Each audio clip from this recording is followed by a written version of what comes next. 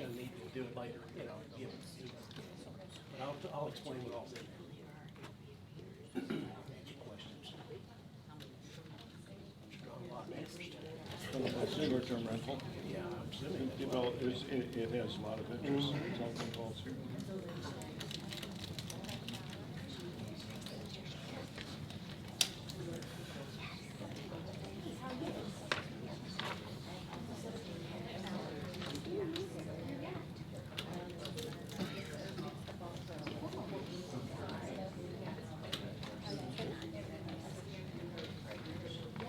Always tell me about it. Okay. Okay. Yeah, I have one of these that I'm listing in Ozark on the Finley River. Well, it's not on the Finley River, it's just down the street from the new Ozark Mills Finley Farm. Like you can walk to it from there. And it's a cute little A-frame. It's gonna be a fun one. Yeah. I just haven't been able to list it because every time I get ready, I have another realtor that's like, oh, I have a family that needs a house for a month. So I've just been housing families like month by month by month. And I'm like, oh, yeah, this is the money we need to last. Guess what? $4,000 a month. Okay. It's yours. That's great. Oh, you're still. Yeah, but I want to get it listed because if the city goes hard. But the mayor of the church was the realtor that sold it to me. So when I bought it from a Rick, she was trying to get any regulations on it. And so maybe it's something that we do to grandfather it. Yeah, but Not every state. not every state, and not every city has to observe it. Sure. So There's no mail today, states open, Yeah. cities open. yeah. Management And and. most of the cities, I know who to contact. You couldn't go to Social Security. Well, I went to the, we bought propane, Uh-huh. and I bought enough, what they always do to get through the winter kind of thing, $1,500. How much a gallon? $2.29. Last summer it was 85 cents. If you bought it at the So I buy store. it every year. And they're selling it, easy to walk in the door, it's $2.49. okay, guys, 5:30. I call to order the meeting of the Vista City Council work session. And we're going to jump it around a bit and go to resolution H in your packet, please.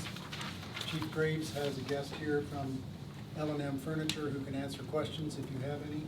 This is a resolution authorizing the mayor and the city clerk to enter into a contract with L&M Office Furniture through a state procurement contract in the total amount of $364,356.63 for the purchase of furniture and use for the police department and a new public safety building. It also includes the court and furniture for the judge as well.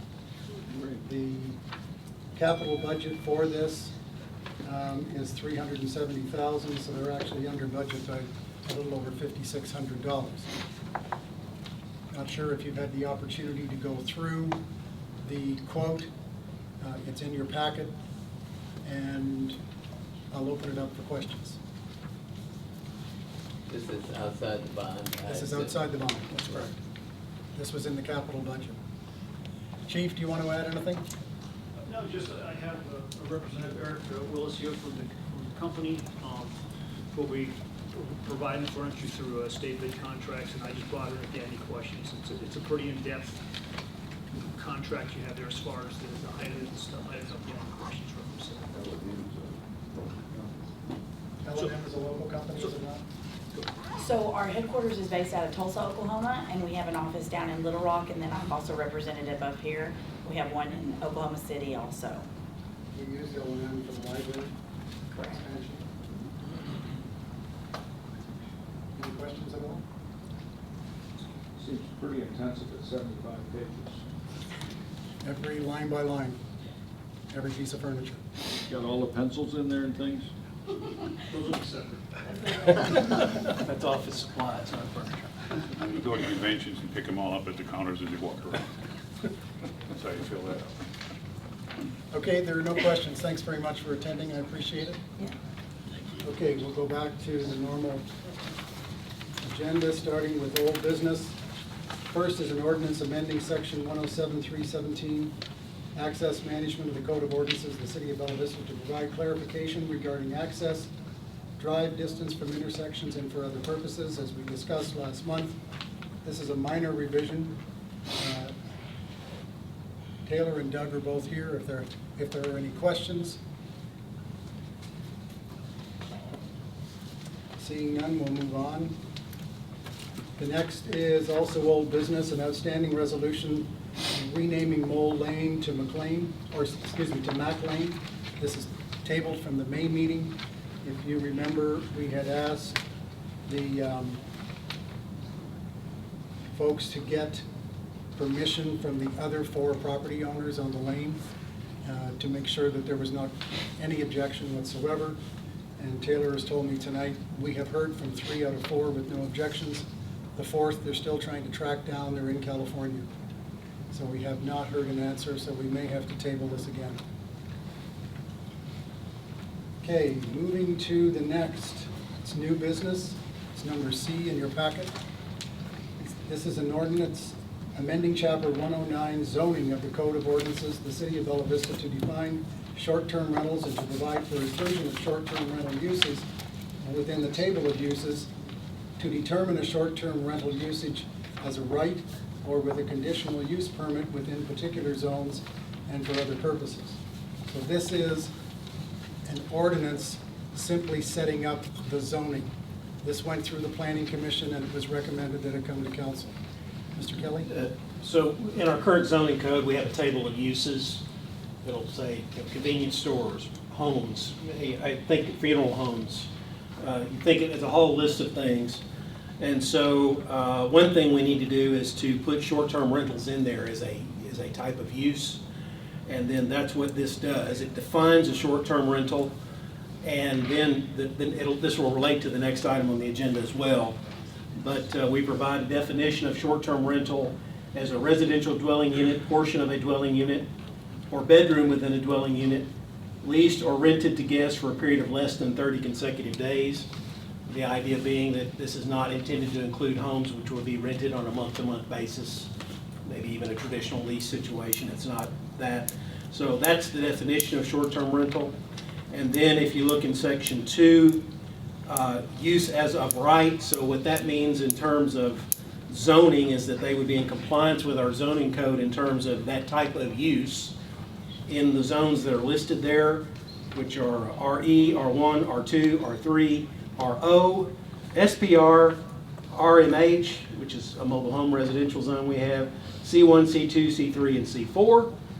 And then a conditional use permit would be required, which means they would have to go to the Planning Commission and seek a special permission in order to have a short-term rental in a P1 or A1 zone. And so the staff is here. This is that can answer specific questions about it. It was recommended by the Planning Commission. You can adopt this without adopting anything further, and you're still going to be fine. You could do that. So if you just wanted to specify the zones and the use in the zones without doing anything else, you could adopt this without adopting the other one, which is the more of the regulation and more the meat of the issue. So. Great, thank you. Taylor, do you have anything to add? I don't really have anything to add to that. That pretty much covered it all. It had a public hearing. Planning Commission provided a recommendation of approval to you guys, and then it's really a residential / unique commercial, so that's where the idea came from, by right in all residential zones and all commercial zones. Would be the only thing I have to add. Okay, thank you. Are there any questions, John? I had a couple of questions. One is that's needing the special permission on the A1 zone. I can see a P1 zone. A1 I thought was agricultural. Mm-hmm. It is. So I wasn't sure why you needed a special permit. So you have a house and it's an agricultural area and you decided to rent a room out in your house. How's that any different than a person lives anywhere else deciding to rent a room out? The P1, I could see. The A1, I didn't understand. I'll let Again, the rationale is because that agricultural really doesn't focus on residential use. Neither does the P1 conservation. So that's why the by rights were residential and commercial zones, whereas the agricultural more is focused off of land stock, livestock, and items like that that typically aren't focused or allowed by right with residential uses. But I believe we only have one A1 zone right now in the city of Bella Vista.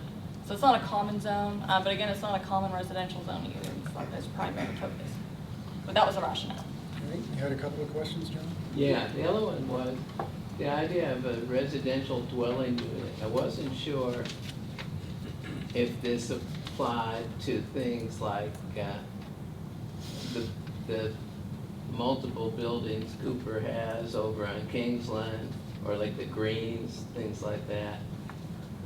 Not only on the zoning, but on the next portion. I wasn't clear if those kind of things fall under Short-term rentals. short-term, because they are short-term rentals. They are that. Yeah. Mhm. I thought maybe they did. Then they will fall into it.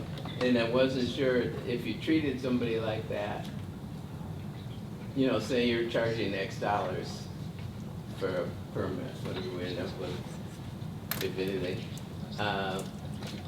So is each unit, I mean, is it X dollars times 8 units, or times 12 units, or is it just one fee, or, I wasn't clear on that.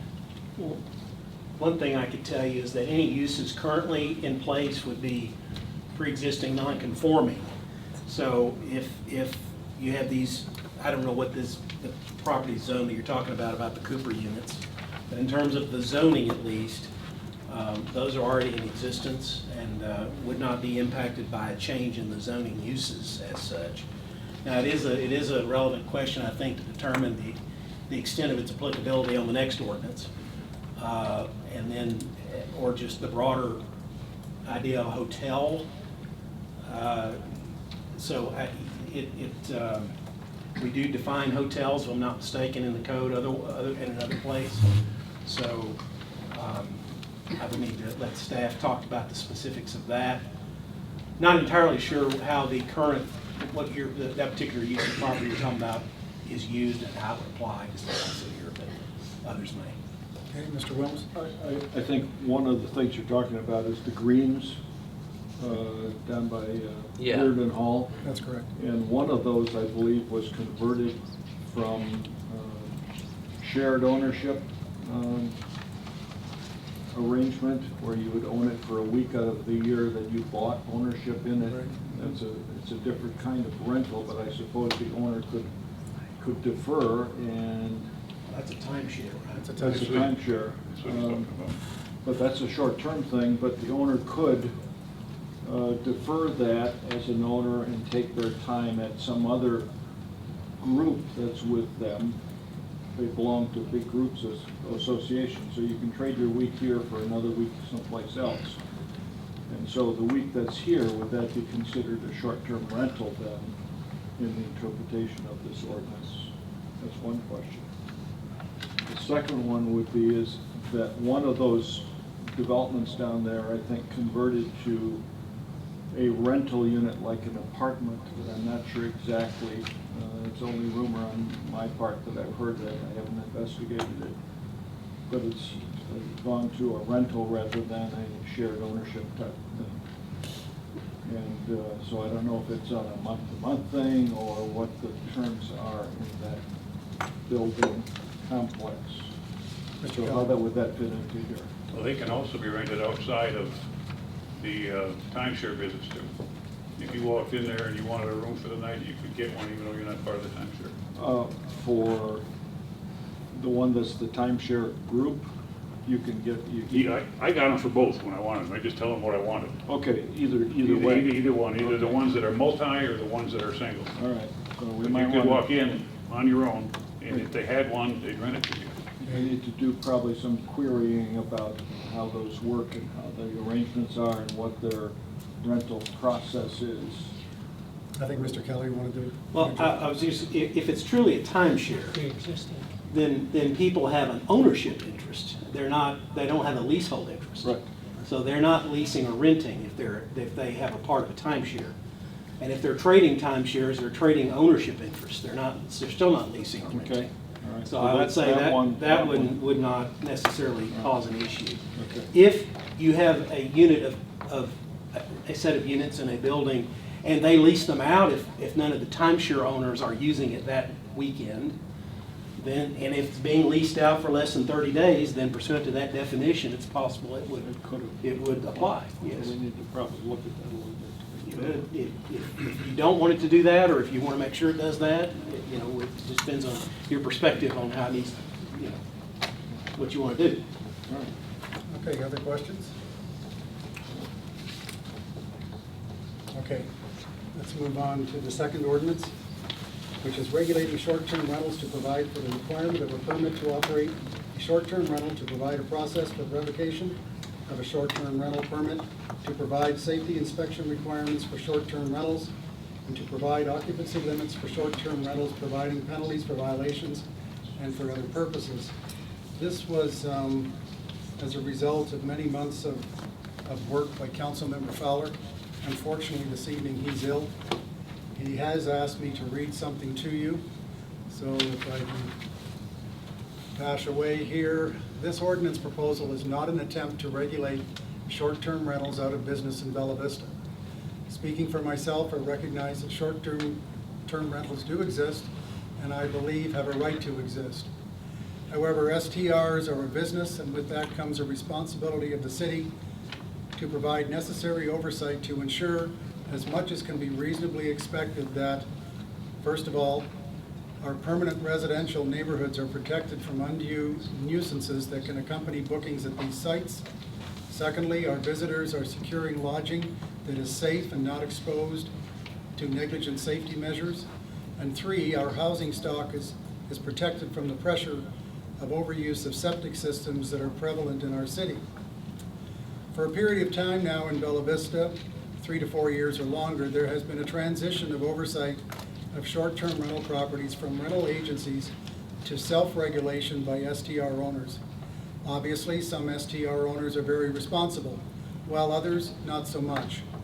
From the many communications that come to our city staff and members of the city council from concerned residents of the city, it is apparent that we needed to address this topic. And, as you probably know, this situation is not unique to us. Ordinance conversions and conversations concerning the regulation of the STR industry are taking place all across the country. And from our review, ordinance regulations vary greatly from city to city. We, our CDS department staff and myself, first organized last October to begin developing a perspective to determine what a sensible, to the point, ordinance might look like for Bella Vista.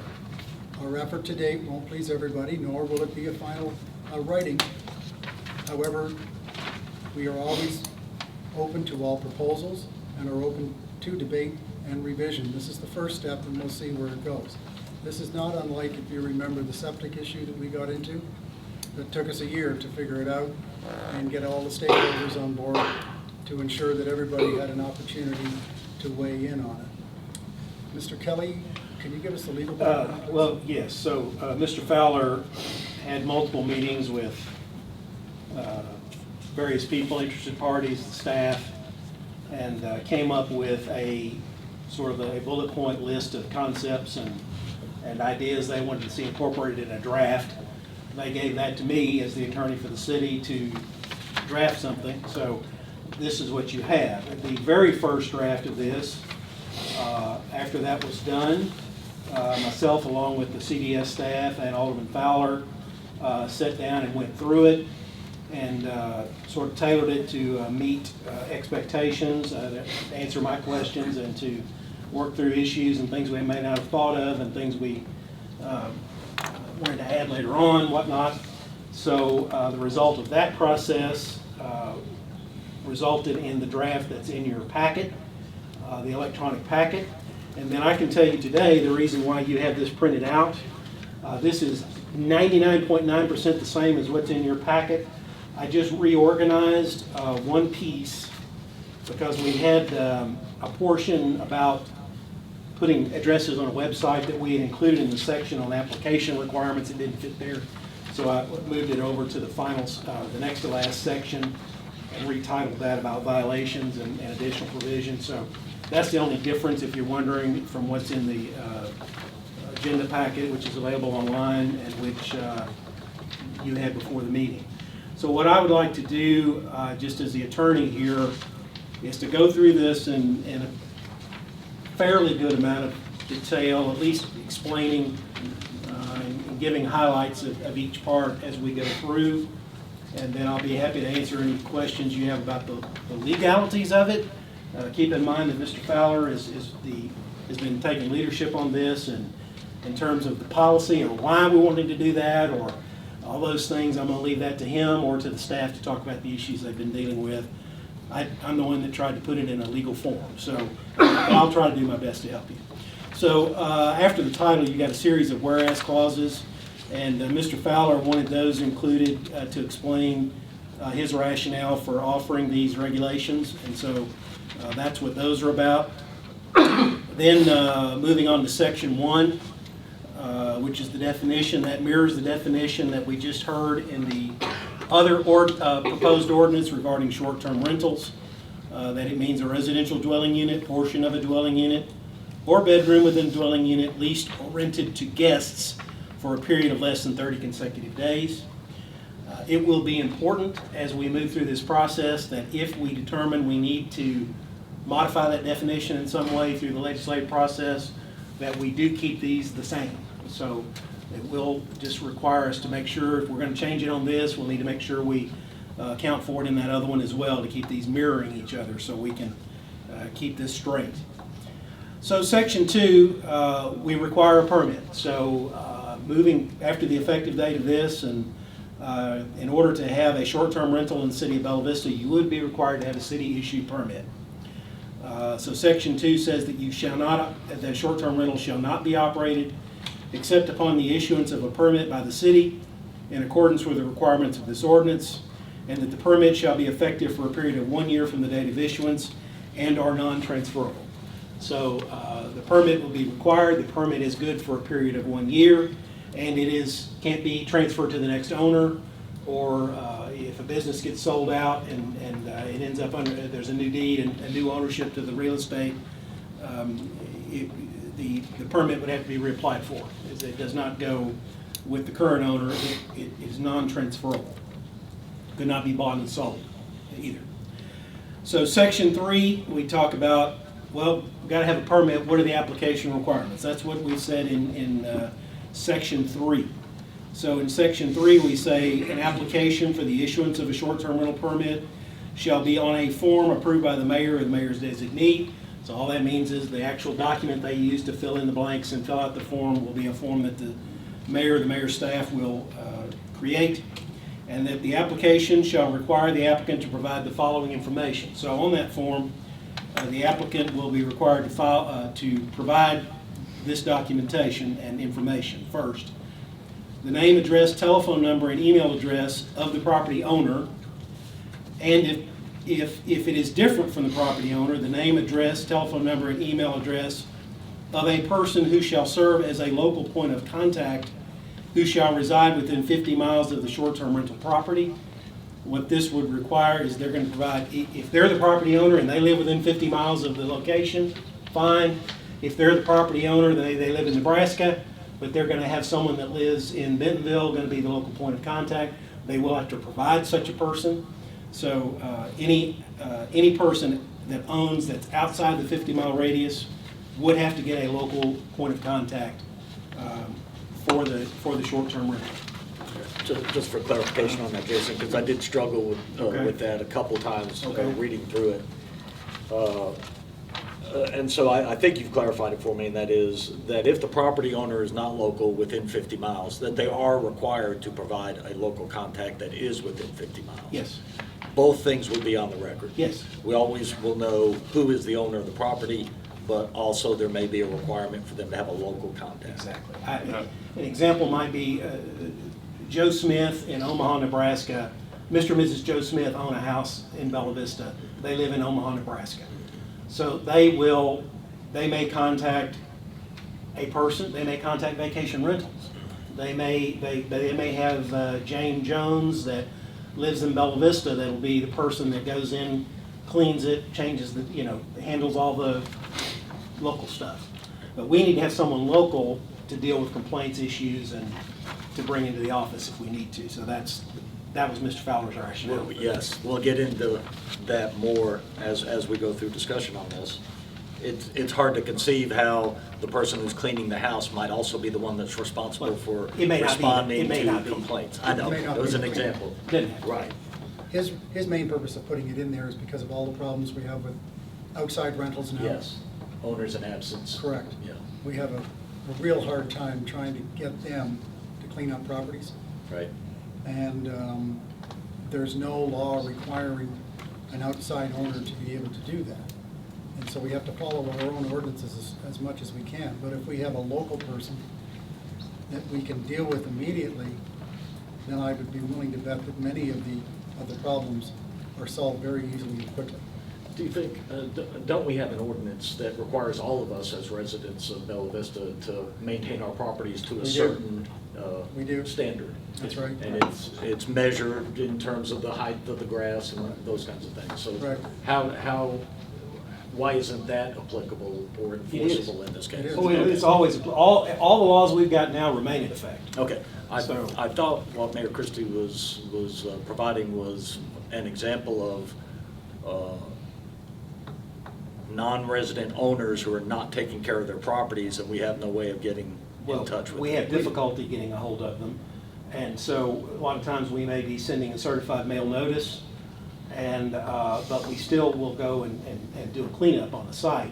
It's better if they're local, because if they're in violation, then in addition to sending them a certified letter, it becomes a lot easier to issue them a code citation as well. I suspect it's not common for somebody who's in the business of short-term rentals with their property, for them to leave the property unattended or for the grass to grow really high. I don't think that's our target of some of this. Right, but there's more than just the grass. There could be holes in the structure itself, there could be, the roofs falling apart. Right. And Of course, there are there's a noise times, complaint, how to handle that. and there are times when we actually have to go in and rectify. Right. And at that point, then if we do not receive payment from the owner, then we put a lien on the property. Right, and that's true of any of our properties, I think. So again, why we're trying to kind of target the short-term rentals, who I think by and large are people who won't be able to stay in business if they don't properly maintain their properties. Understand, this is not telling them that they have to take care of their properties. All this is saying is that they have to have a local contact, because we already have a law on the books that says if it's a nuisance, then you must clean it up. All we're looking for is a local person. And this is different than a private ownership where you own the house here and are gone, versus a business that you're running here. You need someone local relative to that business, and I think this is where this is going, is you need someone local because it's a business operation, and you need someone to be able to respond if there's an issue. Such as a management company, a property management company, is Right, kind or of whatever. the more common relationship, I think. And if you've got a management company, 3 or 4 or 5 or 6 or 7 places, they still gotta find somebody within 50 miles. Yeah. Unless the management company's got a local office. Yeah. Jerry, I think you have a question. It seems as if that we're applying this to short-term rentals, and the things that you just brought up about having a contact and being able to reach someone regarding that property, then why would we not apply this to long-term rentals? I have no objection to that, but this is not what we're dealing with at the moment. But if you want to do that in the future, by all means do it. Or why wouldn't you not amend this to? Because this is short-term rentals. This has nothing to do with long-term rentals. I don't know if we have any rules on the books about long-term rentals, do we? Not as such. No, A long-term rental might have someone there for 3 or 4 years. Short-term rental could have a different person every 2 nights, so the turnover is much. The demand is much It's a higher whole, for a local. whole different scenario, really, what we're talking about. Some cities, all rental properties require a local agent to contact in case the water heater leaks or so that's the feasible. door gets kicked in, whatever. I don't understand why we would not, why it would not be combined with this, short-term and long-term. I mean, You'd have to ask Mr. Fowler, because this is what he wants to propose. okay. And I don't know that we addressed long-term rentals at the present time in any of our ordinances, do we? Not as Not as a long-term rental. not unique to them. I mean, we've got a whole book full this thick of ordinances that talk about all sorts of things, including nuisance and unsightly unsanitary conditions, and whether you can park in the grass and all, and noise and all that stuff. So that And it applies applies to all now, residents. applies whether you rent, whether you own, whether you're in there for the weekend. Yeah. It's still there. So many of the issues that we have heard from people regarding their concerns about short-term rentals is parking and noise. And we've already got ordinances on the books to deal with those issues. They just Yeah, gotta but we be- got no way to contact the owner to harass them about it, and that's what this does. It gives us somebody who we can call and say, you gotta fix this, or you're gonna lose your permit. Gives us two things. It gives us a local contact, if you will, if they're way out of state. And secondly, it gives us the owner's contact information as well, which we don't have otherwise. Well, okay, this is a business, any way you look at it, this is a business licensing ordinance. Right? Yeah, after a fish. Huh? After a fish. It is. And if y'all will remember, I brought up a business licensing ordinance, and you didn't reject it, you totally sledgehammered it. And everything that was objected to in that particular ordinance applies right here.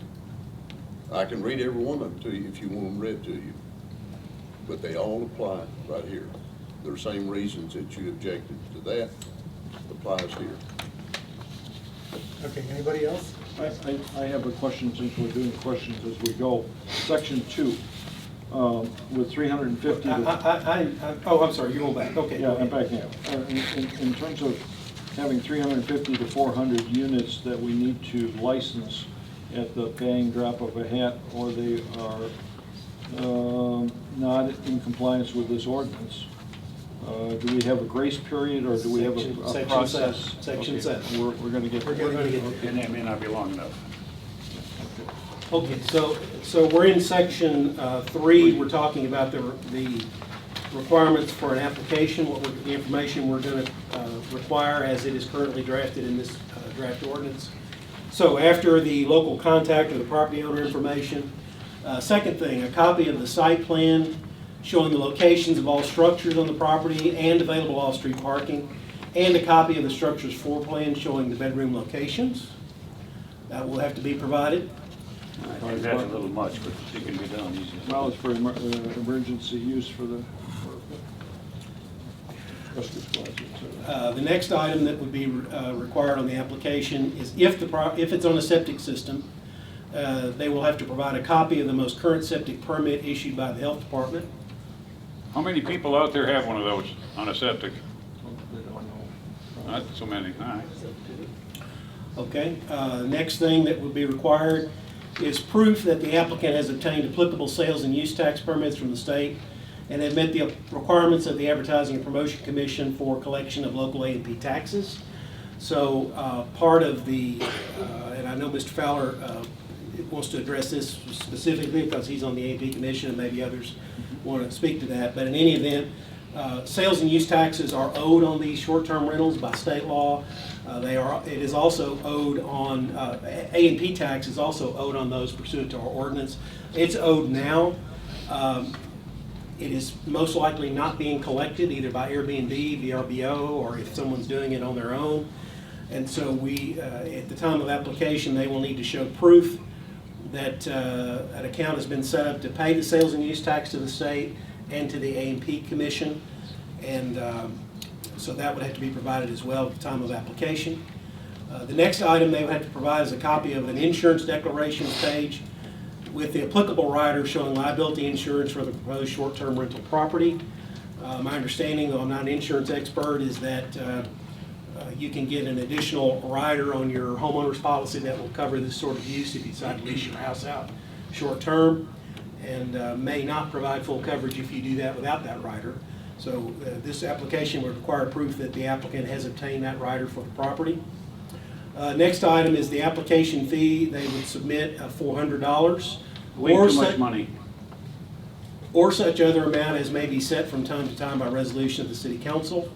So as it is currently drafted, it would be $400. If you decide in the future, if you adopt this, that in the future you want to modify that, be it go up or down, you can do that through resolution without having to Is go back that, through. is that per house or per group of houses? If you got three, it's Per $1,200? application, Okay, per house or per rental? per application. Yeah, okay. So you might have more than one location on an application, is it what I said? No, we hadn't considered that. So it's a per site then, Yeah. basically per site, physical site. That's the intention. Yep. So, Per unit. question, There could be several on the side. What?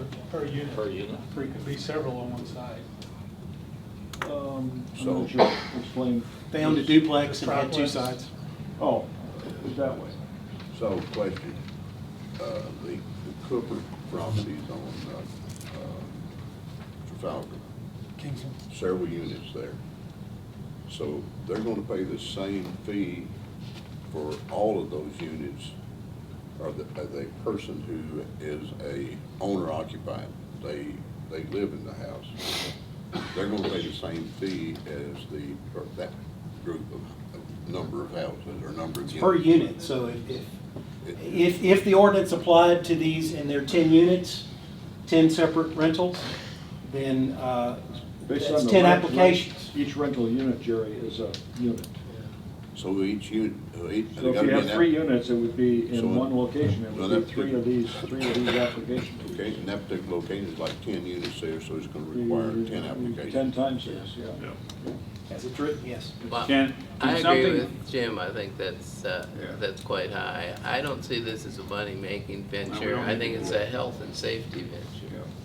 But by the same token, it's not that we should absorb the cost if it costs us more than $400 to process each application. If it costs us more than $400, we're really screwing up bad. Well, Really screwing up bad if it costs more than that. We shouldn't be charging any more than the cost of the legwork to get it done. Right. But if it's gonna be $400, we got a problem. Is there a possibility through this, we could, say you have a house, you're living in the house, you rent out a bedroom. Could that be reduced because it's not a whole house and it's somebody trying to make ends with a mortgage? There's a way to do all things. Well, I know, I'm just asking. Is that a You could do that, possibility? we could set it up that way. Here's what I hear, there is concern for the amount of the permit, we can address that. Doug's not here tonight to kind of Tell us share where with that came us. from. Yeah, how did they come to $400? I assume there's some calculation that goes towards that, unless you know off the top of your head, Doug, what the intent was. We took the cost of the software and tried to come up with a number that you'd have to pay a staff to regulate these and send out all the mailers and track down owners and so forth, along with application processing. An inspector that goes out and does the inspection, his time on that. So there was a whole list of things that were put into that number.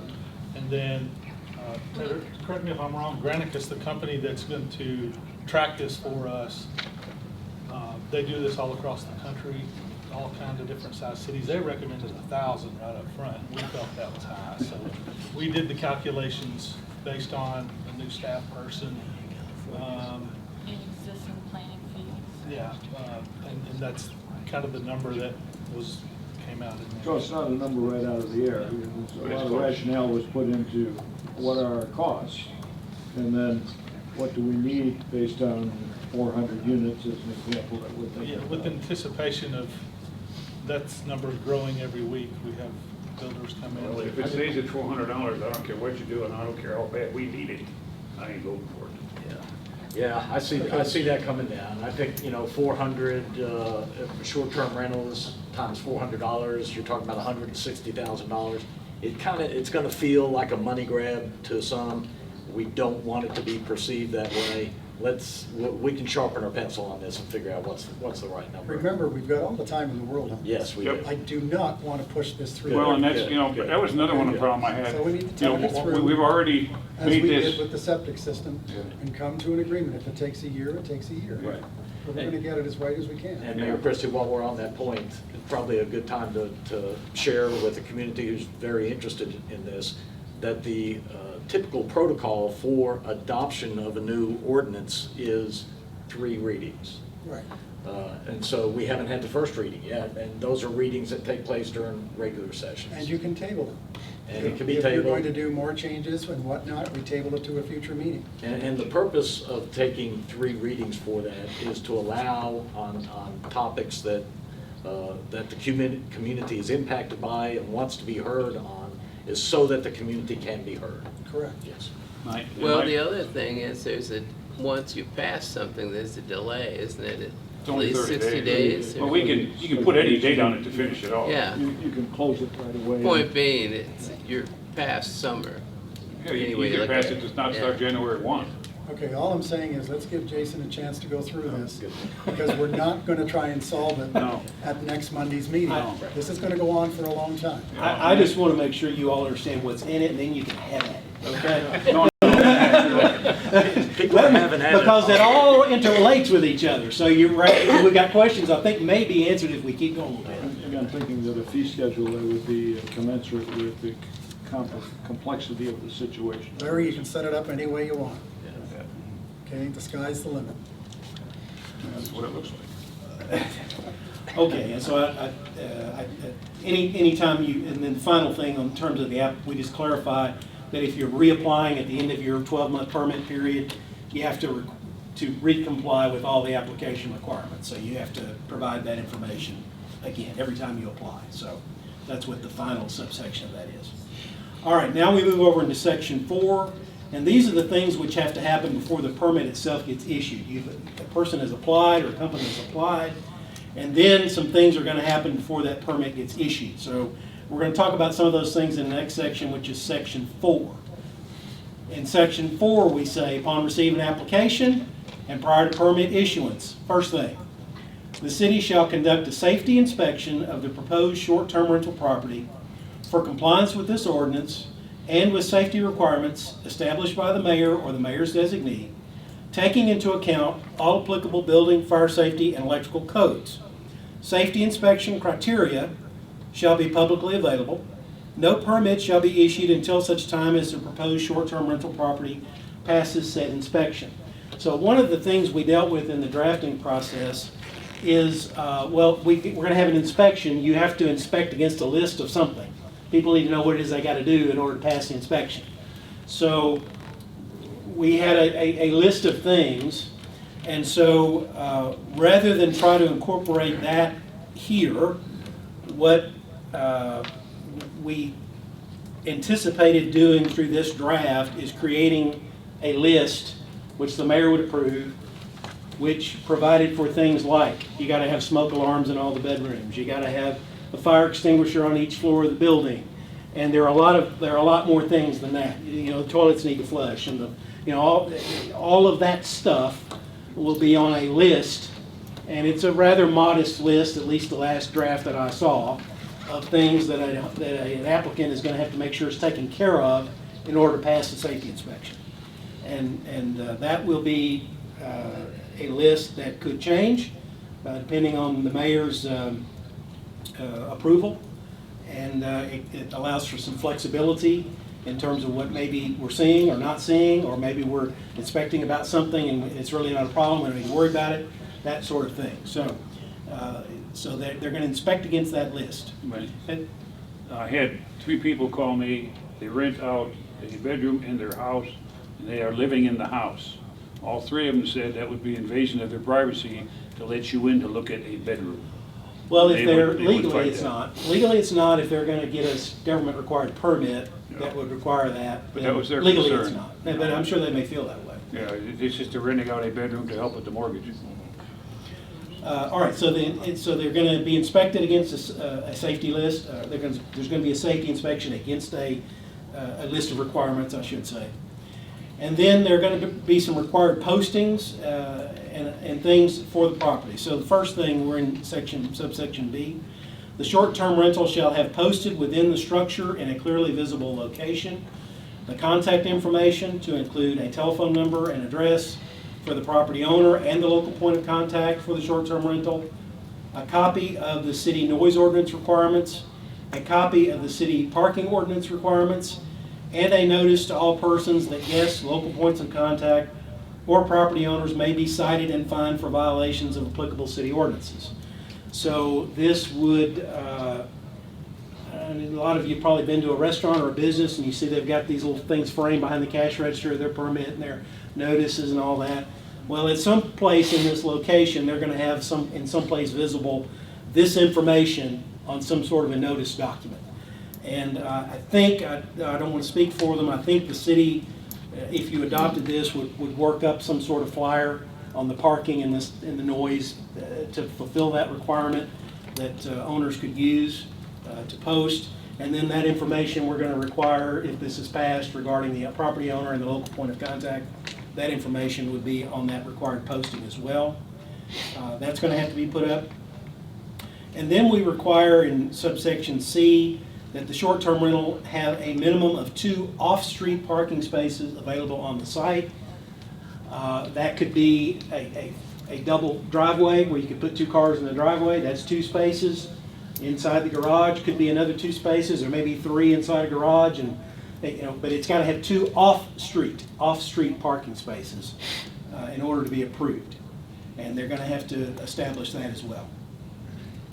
Okay, moving on into section 5, this is where we talk about occupancy limits, which is going to be the cap and the number of people we're going to allow in these various short-term rentals. So in subsection A, we say that the short-term rental shall not have an occupancy greater than 2 guests per bedroom for short-term rental service by an on-site septic system, or as required by the Department of Health septic permit, or 2 guests per bedroom plus an additional 2 guests if it's on sanitary sewer. So you get, if it's, say, a 3-bedroom, you get 2 per bedroom, that's 6 if it's on a septic system. If the health department permit says it's only a 2-bedroom, not to rehash all that again, but if the septic permit says 2 bedrooms and it's going to be 2 rooms, 2 guests per room, that would be a total of 4 if it's on a septic. If it's on sanitary sewer, it's 2 per bedroom and then an additional 2. That's the occupancy rate. Then moving on, the short-term rental shall be used, and this next one addresses other concerns, and in other words, people are leasing these out, not necessarily for people to stay in overnight, but maybe just for a party or maybe for an event of some sort. And that has been, I think, a point of concern for a lot of people. So we say in section 5 that the short-term rental shall be used for purposes of overnight guest accommodation and shall not be marketed or used for receptions, parties, weddings, or other wedding-related parties, corporate meetings, or similar activities. So these are supposed to be used for overnight accommodation for guests. That's the Question. use. A number of people have people come down for Thanksgiving, they rent 3 or 4 houses because the house Grandma and Grandpa live in isn't big enough. They take 3 or 4 rentals, they take the biggest one, and they gather for Thanksgiving dinner. That would be considered a party, and all of a sudden we're in the backyard of Grandma's house in the rain. Are they staying in the house overnight? Somebody is in the house. Well, then I think it would be They're okay. renting 4 houses, plus Grandma and Grandpa's. Grandma and Grandpa's can't handle the load. Every kid has his own place. One of them rents a bigger one. Come Thanksgiving, they all go to the bigger house. It's either catered or everybody makes something and they eat at the house. It's not an overnight thing, it's an afternoon thing. But the way this reads, that's no longer going to happen. It may be, that was not the intention, I'm pretty sure. I can't speak for Mr. Fowler because I'm not him. But I can tell you that it may be certainly better to draft it to say that it shall be used for purposes of overnight guest accommodation and shall not be marketed or used exclusively for receptions, parties, weddings, blah, blah, blah. So that would clarify that for sure. That may be a good change to make. Another question in regards to Mr. Wozniak's statement a moment ago about a person called him about having they just rent 1 bedroom.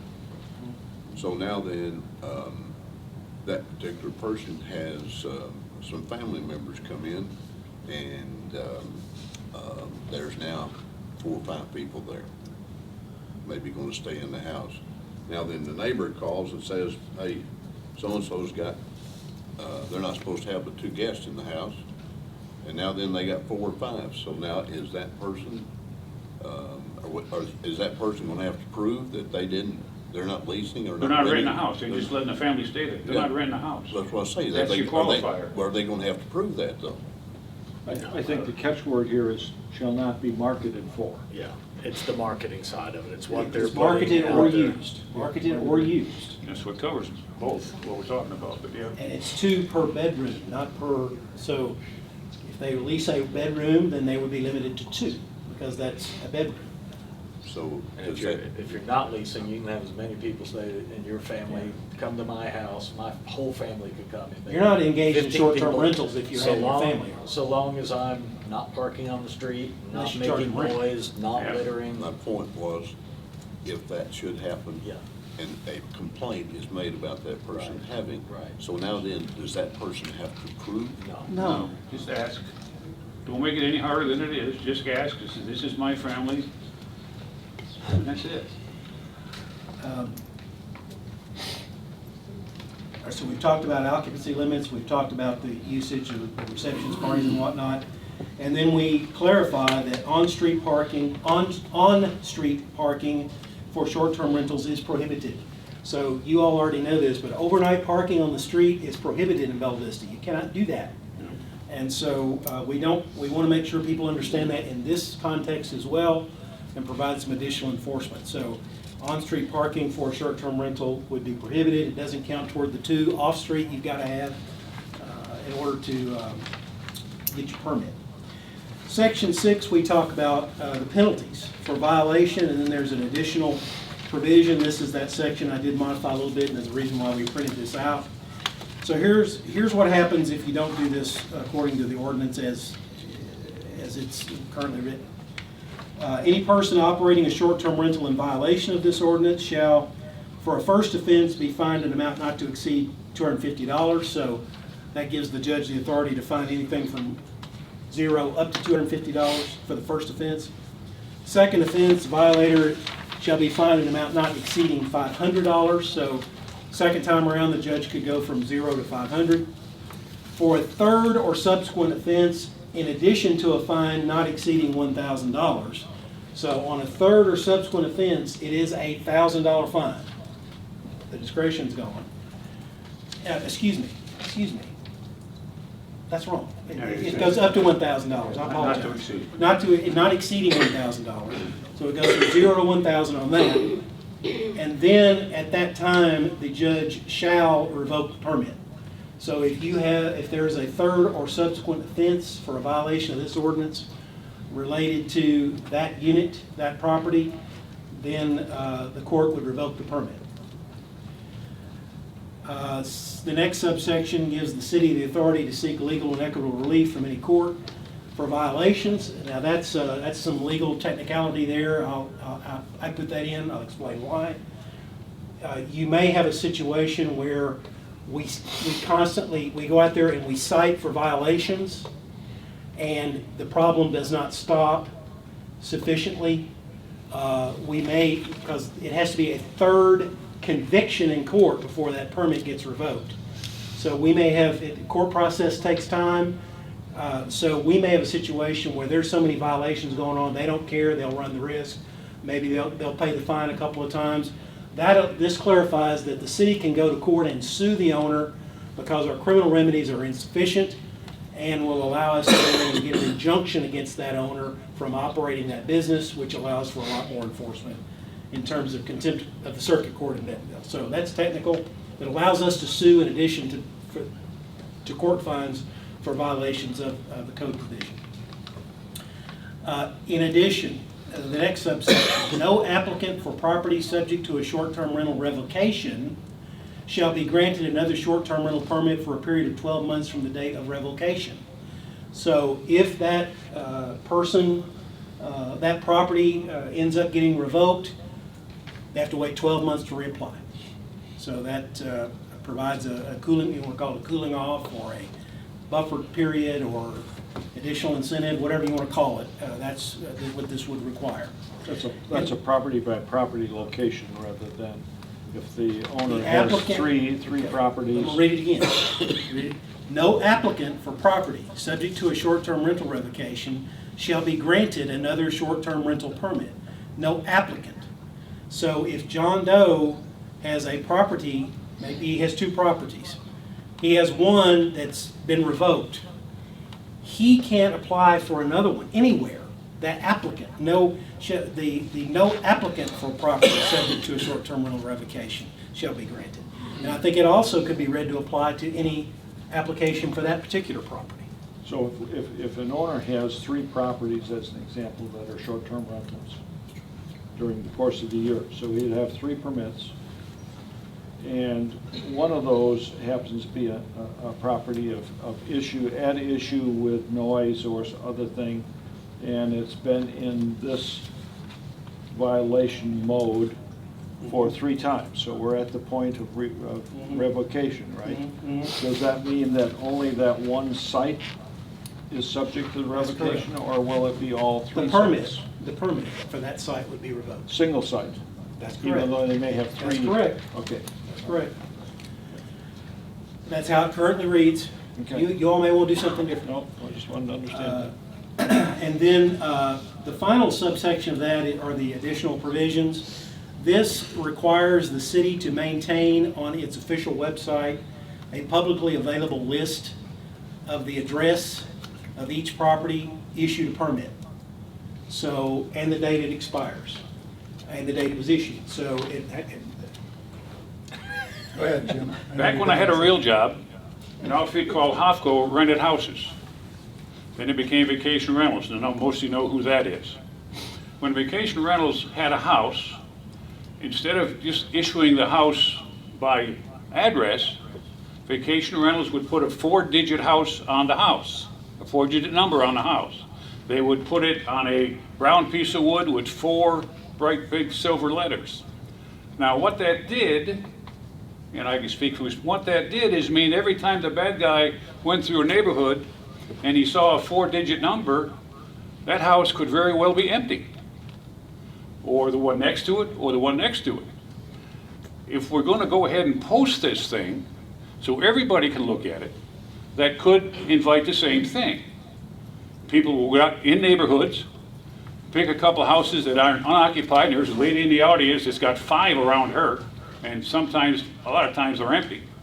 So they could go drive by, here's these houses, nobody's been there for 2 or 3 days, especially during the week. They go burglarize the daylights out of a place or vandalize it.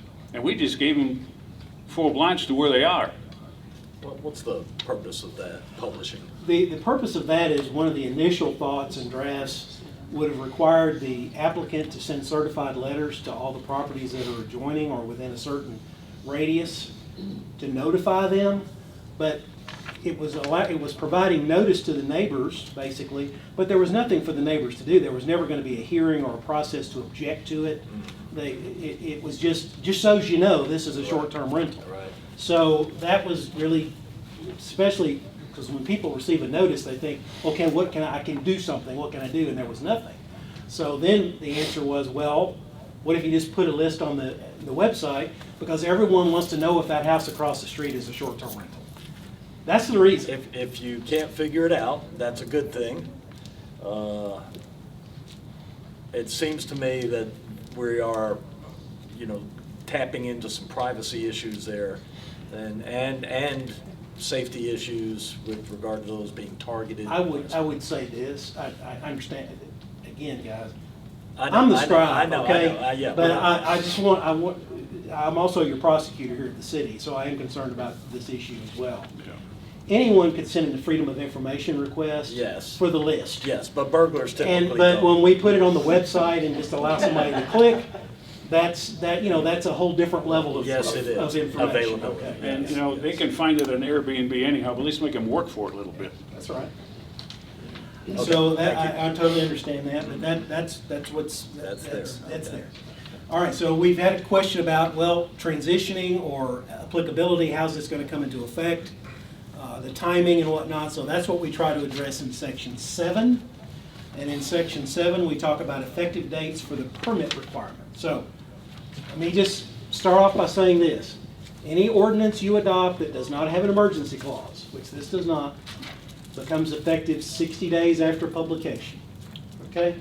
So if you adopt an ordinance that says no jaywalking in Bella Vista, and it does not have an emergency clause, from the night you pass it, from the day that Wayne publishes it in the newspaper, for 60 days, no tickets could be issued for violation of that ordinance, and then after 60 days, you could issue tickets. Technically, it would become effective the night you pass it. No tickets from the date, no citations or charges for violation until it's been published, and it becomes effective 60 days after it's published, okay? All right, this does not have an emergency clause. So if you adopted this ordinance would come into effect in 60 days. 90, it says. Well, whatever. Hang on, You're building I'm your on case. it. You're building your case. Okay. All right, go ahead. Or you said more All right, important. so we say to provide a reasonable opportunity for applications and inspections required by the ordinance to be accomplished, the requirement to operate a short-term rental pursuant to a permit shall apply 90 days after the effective date of this ordinance. So you would have 60 days. First of all, you've got the entire adoption process. 150 days. Then you've got, it's approved, it's 60 days. Then it becomes effective. Then you've got another 90 days to get it that you can operate it before you get a permit. Okay? Then we go on to say, notwithstanding any provision of this ordinance to the contrary, short-term rental permits issued within the first 90 days of the applicability of the ordinance shall be effective for 15 months. So what we're trying to say here is we're trying to give people the benefit of coming in early. You've had 60 days, it becomes effective. The ordinance is in effect. I can now run my short-term rental for 90 days legally without doing anything. After 90 days, I better have had a permit. Okay? So I'm going to go ahead and get my permit. If I go and get my permit early, my first permit is going to be good for 15 months. It's going to be good for longer than a year. I've got that additional 3 months, that buffer period. So if I want to come in, go ahead and get an application and get inspected, my permit's going to be good for 15 months rather than encouraging me to wait till the very last minute and then apply, and then we'll have 1,000 of these applications come in on day 80, day 89, and we're not going to have time to be able to do all those inspections. So it gives people an incentive to come in and get inspected.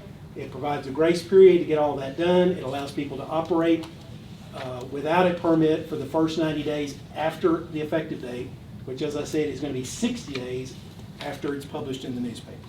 So that's how we've tried to provide some grace period and some ability for the staff to catch its breath and to get all this stuff done. So that's what it says. And that could be extended if we decide to do that on the initial deal. You can do anything You can do Yeah, I anything. know. You want to make it asking. 3 years, you can make it 3 years. Well, that's a little much, even for me. Even for you. Yeah, even for me. I actually was wondering on that subject about this every year thing. I think what's going to happen is 90% of the people are going to be squeaky clean, pass the inspection easily, and then you come around a year later, it almost feels a little like a waste of time. I think it should be a 2-year permit, not a 1-year permit. Yeah, if not more, yeah. That's a thought. Good point, John. I'm going to make general comments and then I'll be Okay, do you want to hear from staff first before, or do you want happy to hear from staff. I didn't know they were going to supplement. Taylor, did you want to add anything more? You don't have to. I mean, I'm a visual learner, so I mean, I put together some exhibits for some of the questions that I thought you guys might be asking, like what is proposed right here, what the process would look like, what the application package would look like when it's turned to us complete, showing where the off-street parking is and all that kind of stuff. So I prepared that just in case, because I figured there would be some questions. I've already kind of heard some questions about what is the process going to look like, who's going to review it, who's doing what. So that's kind of what I prepared, and then just a little note of basically the concept or the rationale as to why this regulation was brought to you guys today. It's basically just a summary is that since I've been here, we have had a lot of people calling and asking what their STR requirements are, like what do STRs here have to abide by, and it's always nothing because we don't have anything. Our land use code doesn't even recognize it as a land use because it needs updated, and short-term rentals are more, they're becoming more popular. So the rationale was, it's been over a long time. We've been working on just short-term rental, just the idea of a regulation for well over a year. I believe we first met with Granicus back in June of last year. So that's kind of where that started, but we met with them because of all the increase of calls we've had, and it found out that Granicus found that we had an over 50% increase in 1 year. So from June of the year before last year, so 2 years ago, to June of last year, we had a 50% increase in short-term rentals. So that also explained why all the calls we were getting about all of the inquiring about what can be done, or what permitting requirements do we have, how many cars can they have, how many people can they have parties, all that kind of stuff. That's what we assumed maybe is what contributed to that, is that 50% increase, which is quite a bit in 1 year. So that's kind of the idea that we started looking at regulations, what other cities were doing, what other NWA cities were doing, what's unique to Bella Vista, and so that's what brought this here, whether like the parking, we have a lot of parking calls here in Bella Vista. We're also a unique city that runs a lot on septic. That's very unique to other cities around here. We don't have sanitary sewer across the entire city. So the occupancy thing came from that. That is a little unique, but again, we're unique in that we have septic. So it's just reinforcing the state's already established requirements. They already have an occupancy limit on the permit that you get, or that's on file with them at the state. And so it's just kind of reinforcing it and backing the state on that requirement and help protect the septic systems and the lakes, because we are a unique city with 7 lakes. A lot of cities don't have that, and everything, know the flow. Stormwater carries a lot of things downhill and down the lakes and bodies of water, so just some rationale on that. And the parking, I think we had a 30-day public input session on March 10th of this year, and we also had a 30-day comment period from February 23rd to March 23rd. And the most, as Jerry, I believe, already said, the #1 item complaint that we had that people were asking to be regulated was parking. And so parking was addressed. Second, I believe, which I mean, I have exhibits if you guys want to see them, but if not, if you guys are ready to move on to the next one, I don't have to show them to you. So. I'd like to see. You want to see them? Yeah. Okay. Okay, Taylor, you're on. Okay. I had this on, but I believe it shut itself off. It may not be on yet, or it may have gone to sleep. While you're doing that, Taylor. Okay, go ahead. Sure.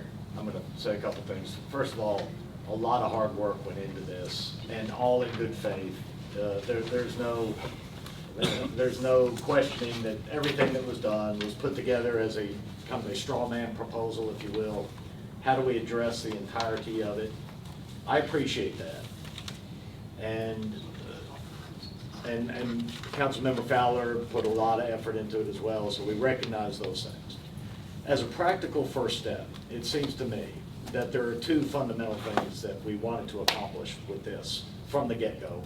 And I provided this input early on in the process, and that is, we want everybody who owns a short-term rental to play by the same rules, to play fair.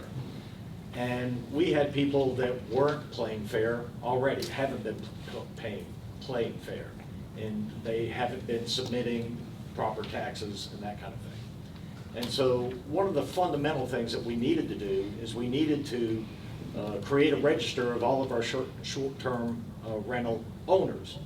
And that was going to serve 2 primary functions. One is that everybody was going to play by the same rules, and they were going to do what they needed to do in terms of running that business, submitting their taxes properly, and we were going to have awareness for that. And then 2, when somebody, a short-term rental owner, wasn't managing their property properly, and let's say over time they had multiple violations, that we were going to know who they were, and maybe it's their renters who were causing the violations, but ultimately we were going to hold the owners accountable for the behavior of the people that they were renting to. And that would provide an incentive for screening for the guests, and again, accountability. So trying to, there's going to be some people that are not happy no matter what we do or don't do here. We know that. That's part of the service that we provide. We're gonna disappoint some people. There's no question about that. But I think when I get into that case, I want to start applying just fundamental conservative principles. Don't overreach. Don't try to solve every problem. Start by keeping it simple, and we can adjust as we go forward. And to me, keeping it simple principle here was not in play. I'd like to see us encourage everybody to register, to seek a permit. I think the first round of permits ought to be free. We ought to encourage everybody to get registered, to start participating in the process fully. And subsequently, it would be a permit fee much less than $400. I think for owner-occupied rentals, I don't think we ought to be going in their house. I don't think we need to. I think they're owners that are on site. So much of what we've talked about are for owners who don't live here and aren't taking care of their property. And owners on site or owner-occupied sites, that's not the case. And we ought not be burdening them with the same regulations that we do for a different problem that we're trying to solve. So I hope we'll move forward. I do. I just want to see it streamlined and really just address the fundamentals. As a government body, we're not here to solve every different component that could possibly come up over time. And I'd like to see us skinny this down and just go with registering our short-term rentals, holding owners accountable when they are chronic, when their renters are chronic violators. Did you ever discuss this with Councilmember Fowler? Yes, I did. And provided the input as was requested when they sought input. I wrote all of this, exactly this, Good, okay. on the front end. Everybody else too? No. May I say something? Sure. To echo Councilmember Burke, I think this is probably one of the best drafted ordinances that I've ever seen. In the process that Councilman Fowler and Community Development went through to get this process, or to get this ordinance developed, was very, very professional, very right on. But a couple of things have been brought up, and that have been, issues have been rejected in the past because this is going to fall on community development. They have not had the manpower to deal with other issues, but yet we're going to give them another issue now to deal with. So where is the manpower that they didn't have going to come from to deal with this? Well, they're gonna have to hire someone to do this. There's no This, question. this should be self-funded though, if we have a fee associated. Yep. Well, they Should be don't, self-funded. they don't have, they can't find the people that they need now. So, I mean, and we're gonna add something else to them. So if they don't have those people, and we add this to them, then that's gonna create a tremendous backlog. This inspection prior to the issuance of a permit, if there's over 300 and something short-term rentals in Bella Vista now, and they are either have the staff or don't have the staff to provide this inspection. So anyone that is operating a short-term rental now, then potentially they're going to be out of business for up to a year, possibly a year. Because if there's over 300 now, I mean, so if they do one a day, or if they got the staff to do however many a day, it's going to take a while to do 300 and something inspections. So that person that, again, that's operating a short-term rental now, they're going to be out of business for a while because they can't get a permit until it's inspected. Can you enlarge that, please? This was an inspection checklist that we pulled not only from Fayetteville's current existing one, but then we had our building official modify it. And just to, again, this is all for exhibit only. There's nothing set in stone. This is just for concept because I knew these questions would come up. And he said he would estimate, and a building inspector or a licensed inspector or anything certified are not required for this kind of safety inspection. Anyone can do this safety inspection, and it should be estimated 10 minutes. That's how long this inspection should take for basic safety inspection. And again, this is not set in stone. This is just something to show you guys, like just to give a general idea of what it might And we're look giving like. them 150 days to comply, so that shouldn't be a problem either. So theoretically, this is a half-hour portal to portal, including the paperwork. When I say that, you said you can do this in 10 minutes. Well, you've got some paperwork that you have to complete, some record keeping that has to be done. You have to travel to the site, you have to travel from the site. So when you take a half hour to get this done is probably a realistic time. because you may have and you're gonna go and probably spend a good share of your day or the morning or the afternoon scheduling these, and you're just going to be doing inspection. So if you say a half hour, which is not unreasonable, you've got 4 in the morning, if they work 4 hours full-time in the field, from when you leave the office to when you come back to lunch, or you got 4 hours in the afternoon from when they start to when they check out to go So home. that's 8 a day. So that's 8 a day. No, you just said 4 a minute ago. 4 in the morning. Yeah, but there's 4 hours in the morning, right? I'm sorry, 8, Divide by that's 2. that's 16 a day. I got a calculator, we'll figure it out. That's a 16 a day. The requirement to have a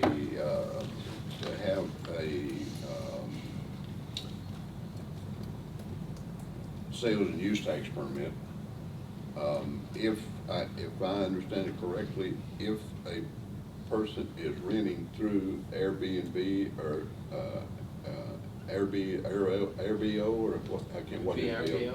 ARBO? VRBO. If they're renting through either one of those, they collect and report Exactly the right. sales tax. You've touched on something there. Because the applicant here is gonna have to show proof that the sales tax permit exists that covers that property.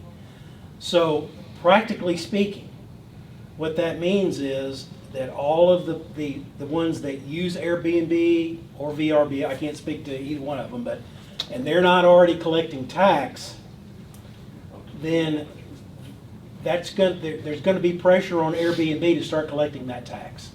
And that has occurred in other cities where Airbnb has started to collect that tax in other localities. And so the hope would be that in order to get a permit, I got to show that the sales tax is going to get paid. Airbnb, you need to get me a copy of your sales tax permit so that you can show, so I can show them that you're paying the sales tax. And that provides some leverage because it basically uses the people who are using the service that are wanting to use the service to leverage the provider to say, you got to collect the sales tax, and would hopefully benefit the county, the state, the city, in order to being able to collect that tax as well as the AP Commission. Well, any way you look at it, we are singling out a specific group of people for special attention. We are ignoring any other form of business and are specifically identifying this group as being a problem that requires some special attention, and ignoring others. And when you take the longer term rentals, whether it be for a year or whatever, I can show you some long-term rentals that are not being maintained. I mean, I can even show you a long-term rental that the individual that rents that piece of property has run a bit of a scam on it for some time, where he rents the property on a lease to, or a rent to buy option. And then when the person wants to buy it, he ups the price. And of course, then they can't buy it. And they have to move out, so he rents it to the next one, then that process. And he also has a clause in his rental agreement that you're renting as is. So if the heat and air unit breaks down, that's your problem, not his. So, I mean, it would seem that the same issue should apply to long-term rentals, if it be for a year, if it's more than a year, if it's a long-term lease. If it's a rental, it's a rental. If it's a lease, it's a lease. I think we should do something about long-term rentals, but I think it should be separate, Yes, I separate law. agree. Because some of the issues are the same and some are different. And sales tax doesn't apply to all those circumstances, you know. If you lease a house for a year, there's not sales tax being paid on it. But if you rent. But if it's more like a hotel, which the law interprets these short-term rentals as being like, then they become subject to sales tax. Okay, whether a long-term rental is subject to sales tax or not, still should come under some of the same requirements we got here. There are parts about this ordinance that I think are necessary, and I think there's others that are totally unnecessary, totally should be ignored or should be removed. But number one reason that I think this ordinance should not even be considered at this time is because of our current economic conditions. We have got no idea what the short-term rental market is going to be over the next few months. We don't know if by November gas is going to be $8, $10 a gallon. We don't have any idea. So what's that going to do to the short-term rental market? Is that, obviously, I would think it's going to have a serious effect on it. The number of people traveling here for the activities that they have been traveling for, are they going to continue to travel for those activities? I personally, I think it should be tabled indefinitely until our economic situation improves, until we see over a time period over the next few months if the short-term rentals, if they are completely have no business or very little. My only concern is the septic. So you're gonna let it sit for a year and they can still bring in 10 or 15 friends, as we've seen advertised in, in the papers. Now we've got an overload, and if you have a septic system fail on the edge of a lake, there's big trouble. As I said, I think there are parts of it that should be addressed, that should be go forward. And I think there's, on the other side of that is I think it should be tabled because of the economic situation. Because we don't know what's going to happen over the next few months. But it could very well be that people within the state that may normally go out of state for a vacation decide to stay in the state. Hey, let's go to Bella Vista. Very, very possible. Who knows? Travel distance may be shorter, but the effective utilization may be the same. And if the people can't do it, they can't do it. If they can, they will. And those who own those places, it's like a crapshoot. It's like everything else is. Either you fill them up or you don't. Yeah. Okay, let's go back to here. Taylor, what else have you got? Okay, I was just gonna add on to the rationale as to why what was brought for you, or brought to you, a part of that 30-day comment period and the in-person input session we had in here.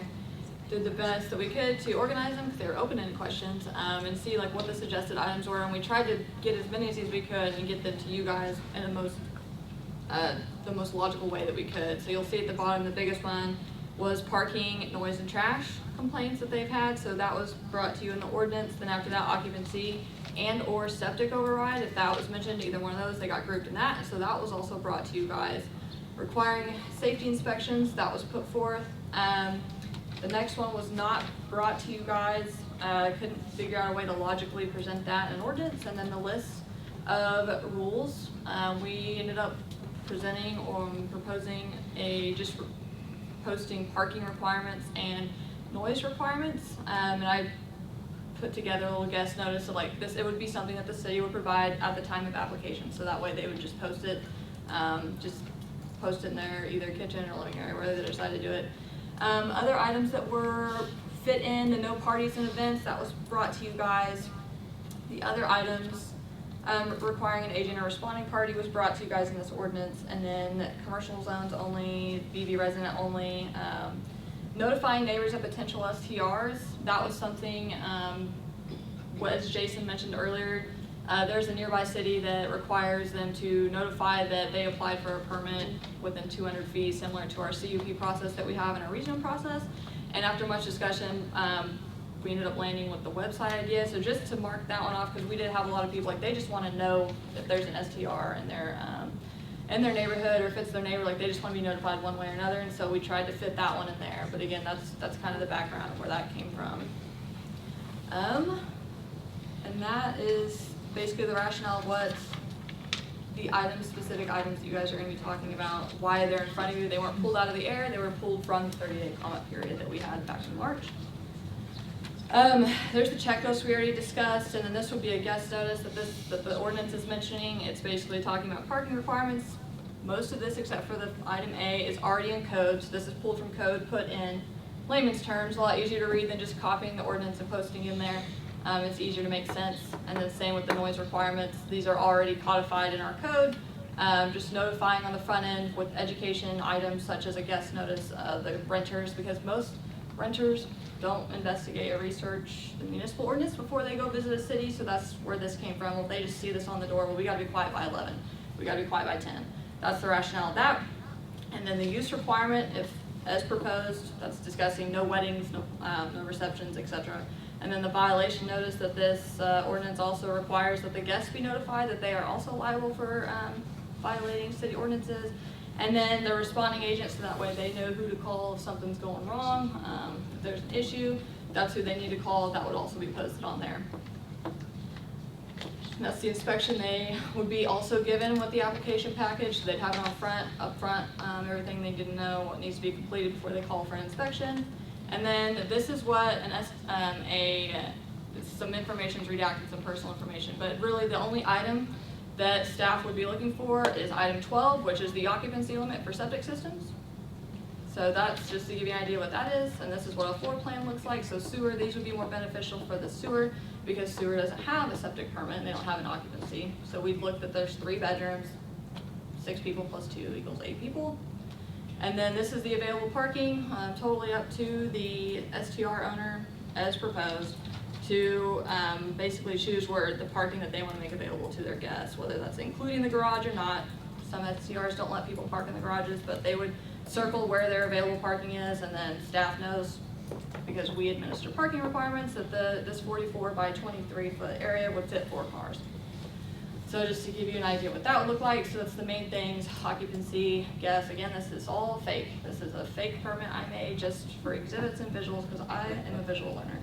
But then it had the maximum occupancy, cars allowed, and then the last safety inspection that they passed, along again with the responding agent who they need to call if something goes wrong. All fake. And then that was the website idea, just again to give you a quick idea of what it would look like, short-term rentals, and then that would be the address. But after hearing discussion, it may not be something that happens, but again, that's why it was presented to you, because in the comment period, people were wanting to know if one was headed their way. So. The list idea, while not perhaps being open to the public, would be something that you would want to keep and maintain anyway. Oh, well, yeah, through our permitting system There's a already, whole we would bunch of already stuff have that. So. Taylor, of the cities around us, I gather Fayetteville has a short-term rental ordinance.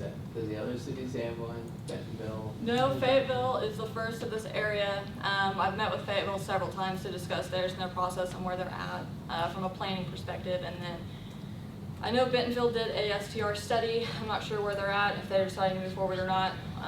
And then I think that's, and then us. But the STR, we do have one of the highest percentage in units to STR ratio. So again, we're a little bit more unique. But yeah, Fayetteville's the only official one that has an actual ordinance as of this time. I think theirs was 75 pages, is that right? Theirs is very, well, I think Hot Springs is that long. Oh, okay. Yeah, which they're not an NWA city, but Hot Springs is very long. Fayetteville's is a little shorter.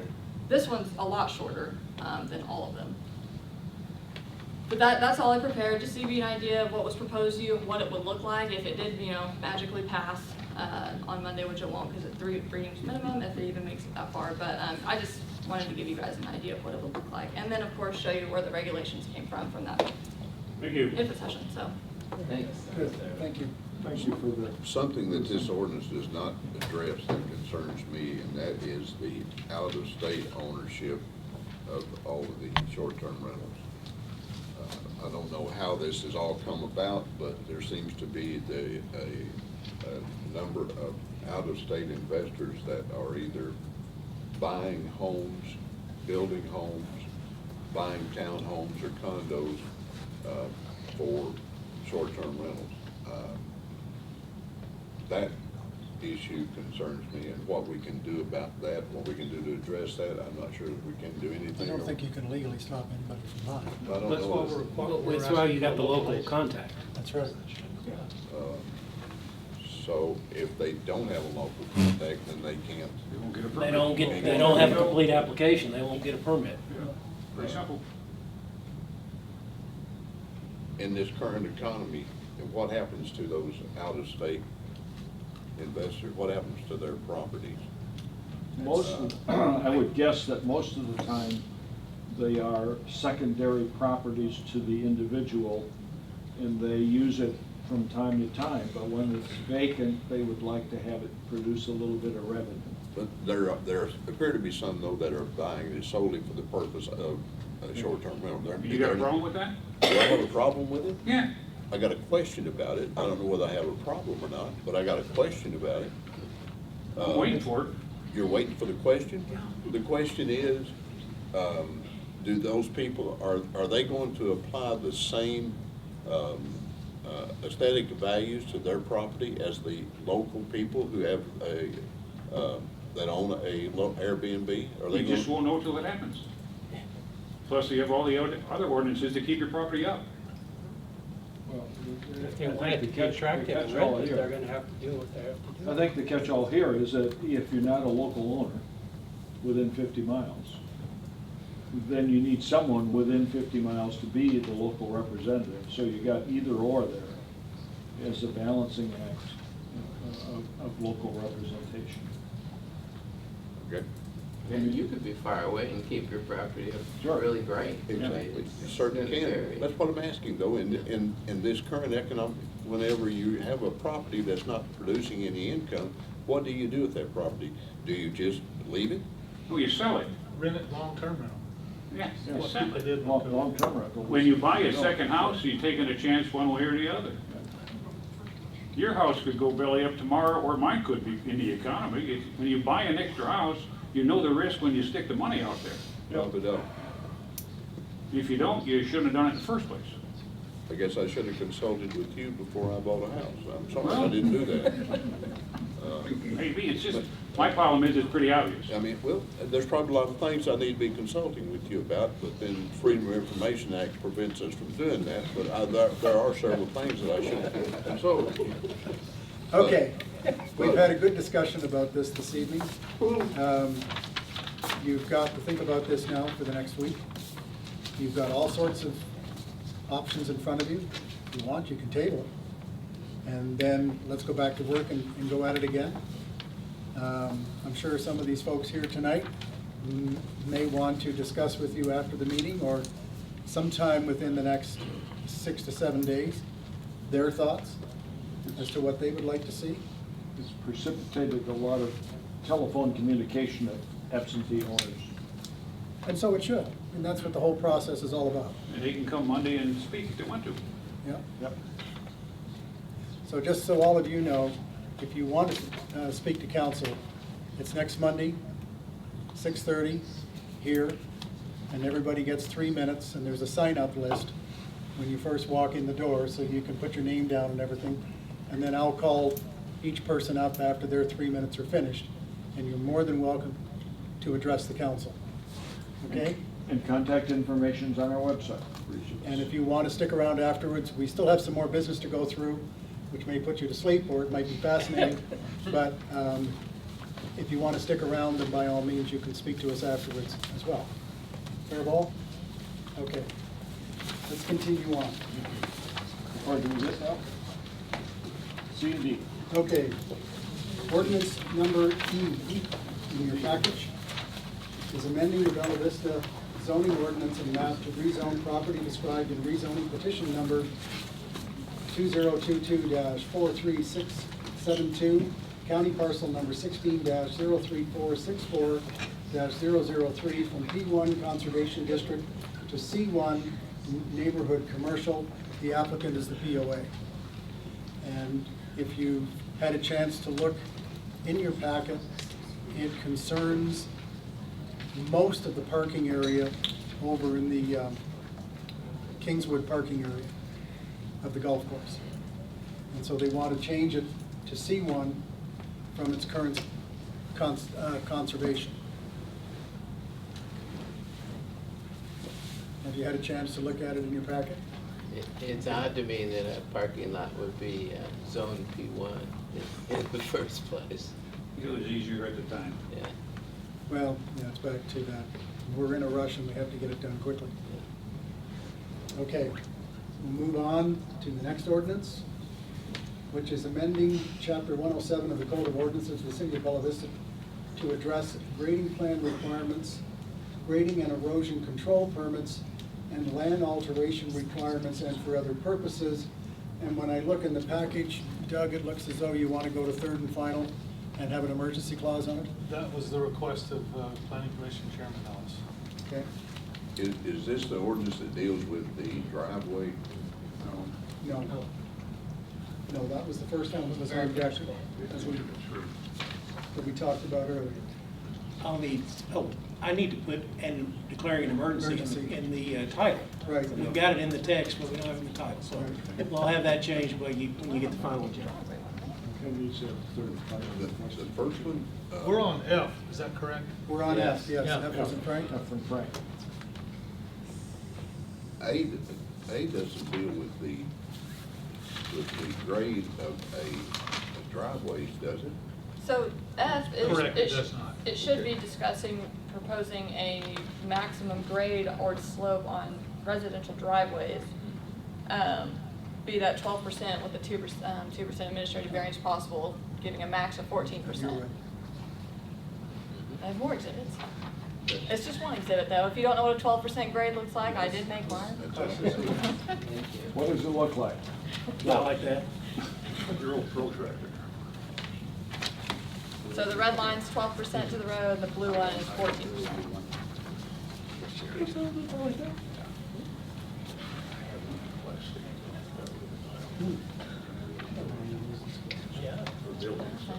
Here you go.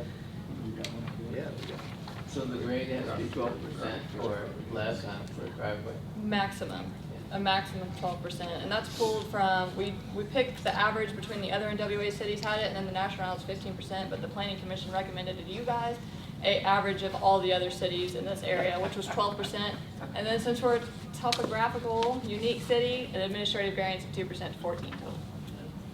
But even on a really short driveway, that will work. Yes.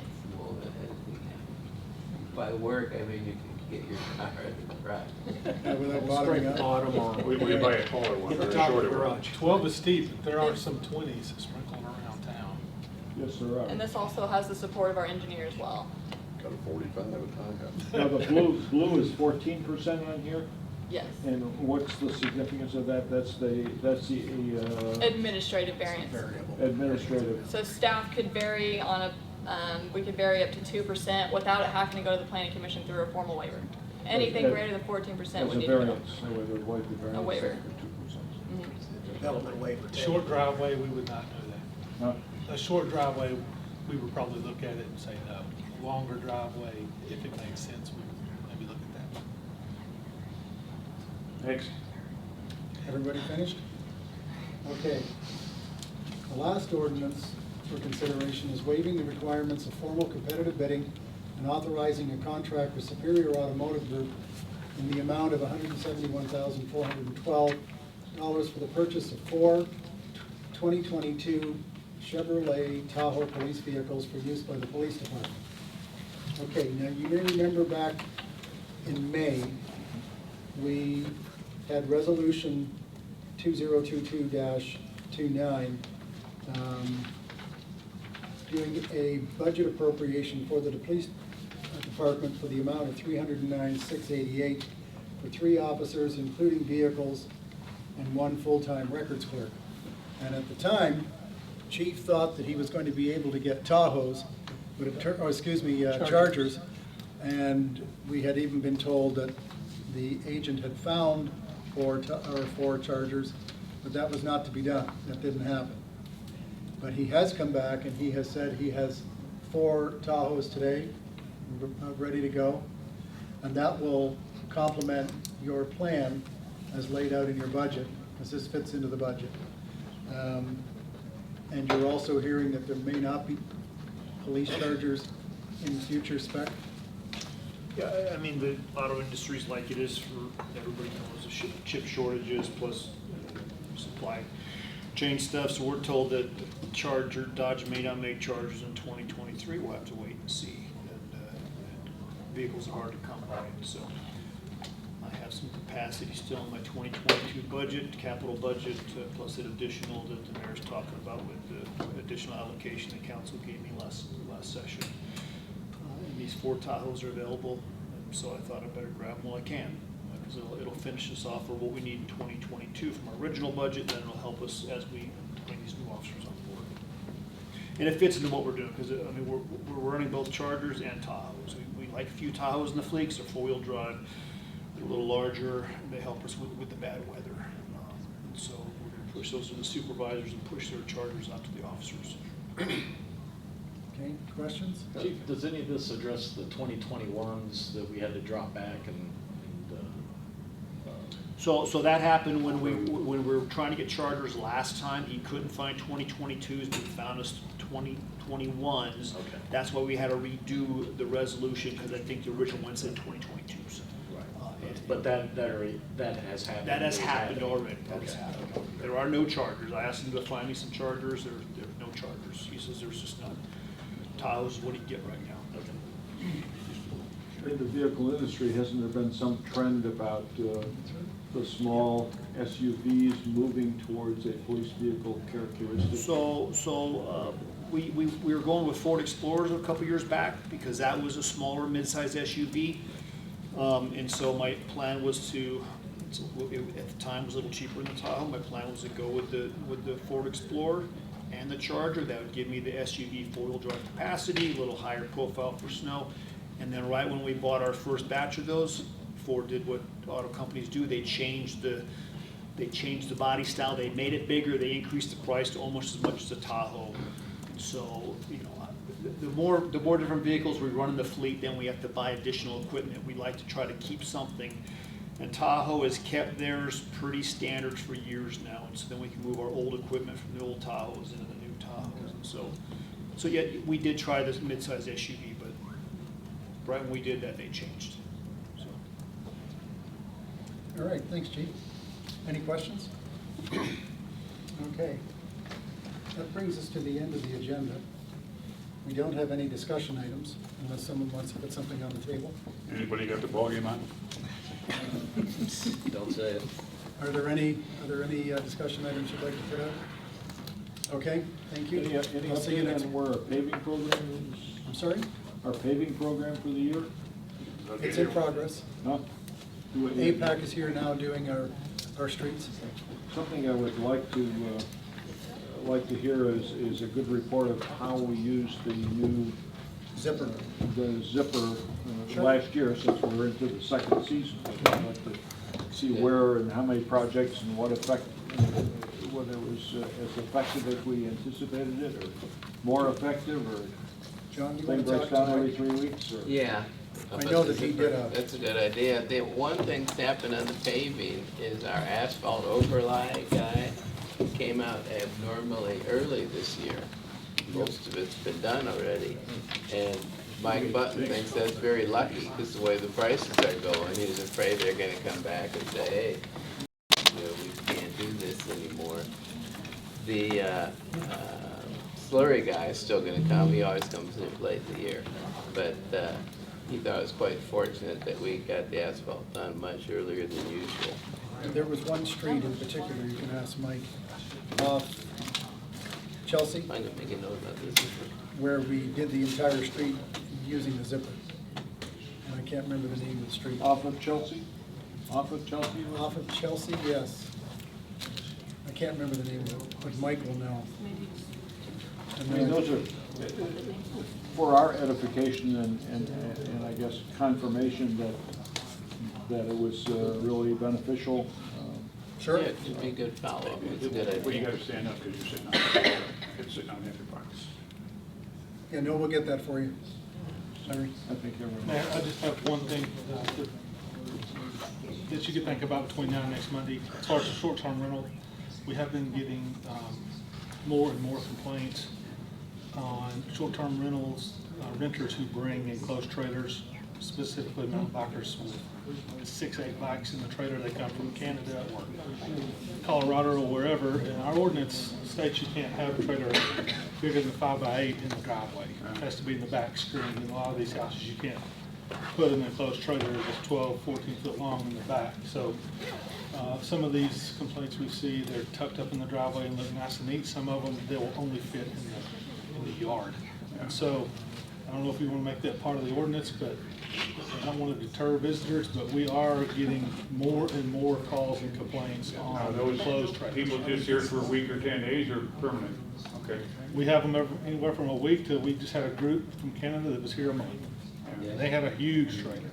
Because there was, it's not our rule, but it's in the speed come in. rules, X number of days you can have it while you're loading, unloading, cleaning. So, You know, just some of that something to they think cover about. that. Yeah.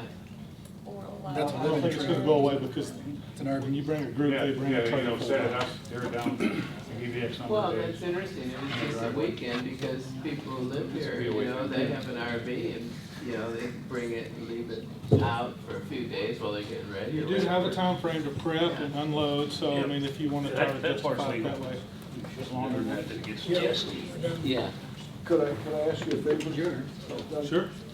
Could you get a hold of ACC and get the information that they use? Yeah, we talked about that today because that would probably have to something they would also adjust because I don't think they allow it.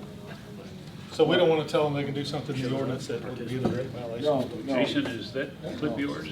Yes, I was wondering where it went. I guess what On the I'm saying ground. is that if you own a travel Because I trailer. see mine still Thought you there. may have asked. Mine's still there. Yes, ma'am. I just wanted to clarify something. Well, clarify something to you guys. Airbnb does collect taxes, They are? Okay. very much so. I can show you right here. Well, that's good to know. 13.5%. Does Fowler needs to know that, because he does the same thing.